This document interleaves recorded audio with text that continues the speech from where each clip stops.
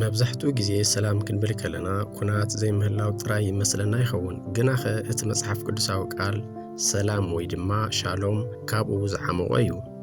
ሻሎም ማለት ምልኣት ወይ ድማ ሆልነስ ማለት እዩ። ሰላም ማለት ልክዕ ከም ሓደ ንጹህ ምንጭ ማይ ንሓደ ዓዲ ኩሉ የርዉ ነበረ። ግናኸ ብሰንኪ ሓደ ሓደጋ ወይ እኩይ ተግባር እቲ ምንጭ ማይ ረኸሰ፣ ንሰተይቱ ሁሉ ዝሕምም ኮነ።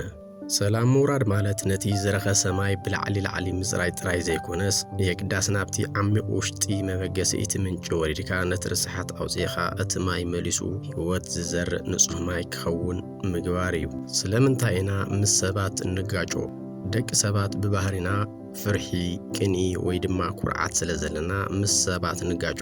እዚ ግጭት እዚ ድማ ካብ ውሽጥና እዩ ዝጅምር። ኣብ መጽሓፍ ቅዱስ ሰላም ምስ መስዋዕቲ ዝተኣሳሰረ እዩ። ኣብ ኢሳይያስ ምዕራፍ 53 ቁጽሪ 5 ከም እንረኽቦ ንሱ ግና ብሰንኪ ኃጢአትና ቆሰለ፣ ብሰንኪ በደልና እውን ደቐቐ፣ ምእንቲ ድሕንነትና መቕጻዕቲ ናብኡ ወረደ፣ ንሕና እውን ብቁስሉ ተፈወስና ይብል።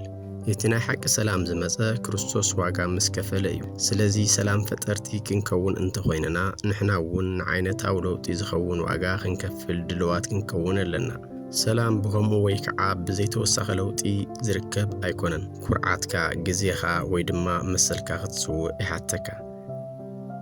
ሰላም ብተፈጥሮ ዝመጽእ ዘይኮነስ ተሃኒጡ ዝስራሕ ነገር እዩ። ሰላም ክትገብር ከለኻ ድማ ኢኻ ውሉድ ኣምላኽ ምዃንካ ተመስክር። ምኽንያቱ ኣምላኽ ባዕሉ እቲ ዝዓበየ ሰላም ገባሪ ስለ ዝኾነ። ምስ ሰባት ዘለካ ዝምድና ምሕላው ማለት ምስ ኣምላኽ ዘለካ ዝምድና ምሕላው ማለት እዩ። ክልቲኡ ተኣሳሲሩ እዩ ዝኸይድ። ንሓደ ክትሪኦ እትኽእል ሓውካ እናጸላኻ ነቲ ክትሪኦ ዘይትኽእል ኣምላኽ ከፍቁሮ እየ ምባል ስነ ልቦናዊ ቅንዕና ይብሉን። ስለዚ ሰላም ፈጣሪ ምዃን ነቲ ኣብ ውሽጥኻ ዘሎ ምስሊ ኣምላኽ ንዓለም ምግሃድ ማለት እዩ።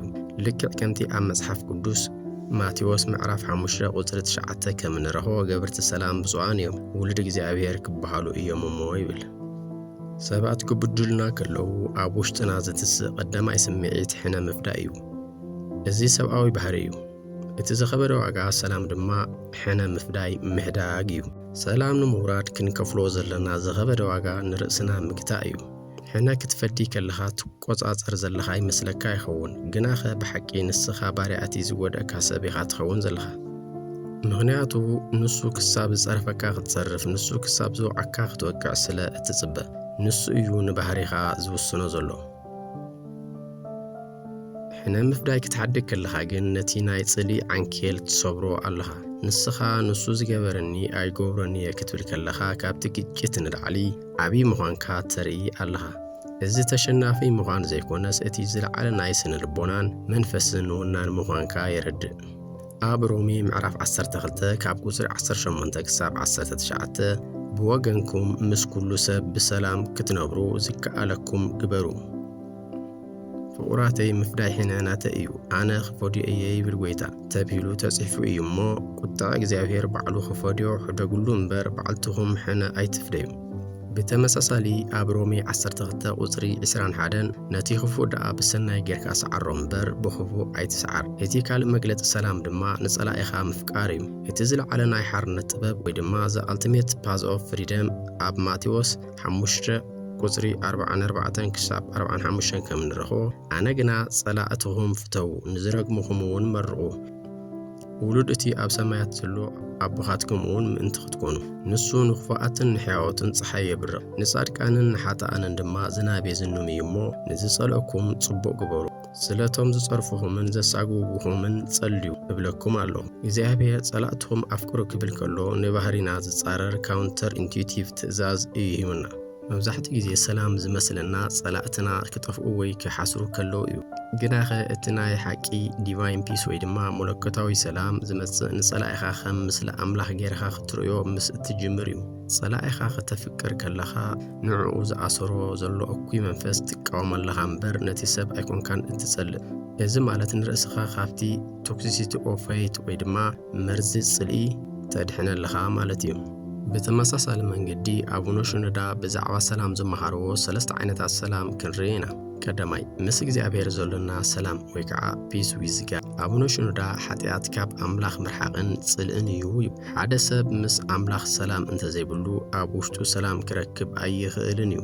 እቲ ምስጢር ቅኑዕ ህይወት ክትነብር ከለኻን ካብ እኩይ ነገር ክትርሕቕ ከለኻን ጥራይ እዩ ምስ አምላኽ ሰላም ዝህልወካ። ካልኣይ ናይ ውሽጢ ሰላም ወይ ድማ ናይ ልቢ ሰላም ኢነር ፒስ። እዚ ሰላም እዚ ካብቲ ኣብ አምላኽ ዘለና እምነት ዝምንጩ እዩ። አቡነ ሽኖዳ ከም ዝብልዎ ድማ ህይወትካ ኣብ ገዛእ ኢድካ እንተገበርካያ ከተጨንቐካ እያ፣ ኣብ ኢድ ሰባት እንተገበርካያ ድማ ዝያዳ ከተጨንቐካ እያ። ህይወትካ ኣብ ኢድ አምላኽ ከም ዘላ እንተኣሚንካ ግን ናይ ውሽጢ ዕረፍትን ሰላምን ክትረክብ ኢኻ። ናይ ውሽጢ ሰላም ዘለዎ ሰብ ደገ ዘሎ ኩነታት ኣየናውፁን እዩ። እቲ ሳልሳይ ድማ ምስ ሰባት ዘለካ ሰላም ፒስ ዊዝ ፒፕል።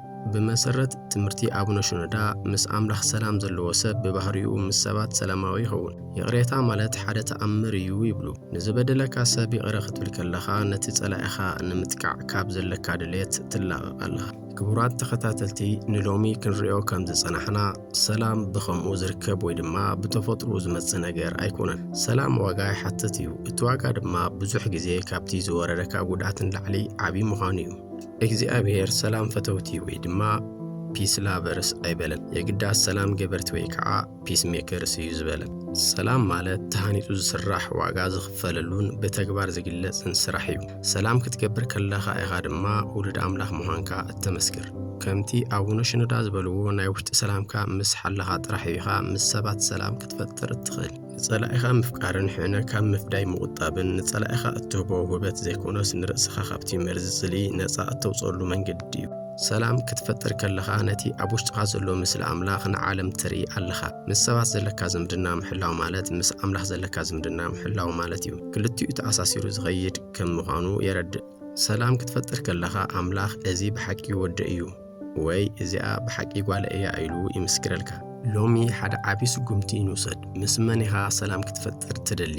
ነየናይ ዝተበላሸወ ምንጭ ማይ ኢኻ ክተጽርዮ ትደሊ? ነቲ ዋጋ ክቡር ክኸውን ይኽእል እዩ። ኩርዓትካ ክትሰብር፣ ቂምታታትካ ክትሓድግ፣ ንጸላእትኻ ክትባረኽ ይሓተካ ይኸውን። ግናኸ እቲ ዝርከብ ዓስቢ ካብ ኩሉ ኣእምሮ ዝበለጸ ሰላም አምላኽ እዩ። እግዚአብሔር ሓይልን ጥበብን ይሃብኩም፣ ሰላም ገበርቲ ክትኮኑ ድማ ይሓግዝኩም። ሎሚ እዚ ዋጋ እዚ ንምኽፋል ድሉው ዲኻ? ሰላም ገበርቲ ውሉድ አምላኽ ክበሃሉ እዮም እሞ ብፁዓን እዮም። ማቴዎስ 5:9። እዚ መልእኽቲ እዚ ንዓኻ ጥራይ ዘይኮነስ ሎሚ ሰላም ንዘድልዮም ብዙሓት ኣሕዋትን ኣሓትን ንኽበጽሕ ሼር ብምግባር ናይ ሰላም መሳርሒ ይኹኑ። ተመሳሳሊ መንፈሳዊ ትምህርቲ ንኽበጽሐኩም ድማ ሳብስክራይብ ምግባር ኣይትረስዑ።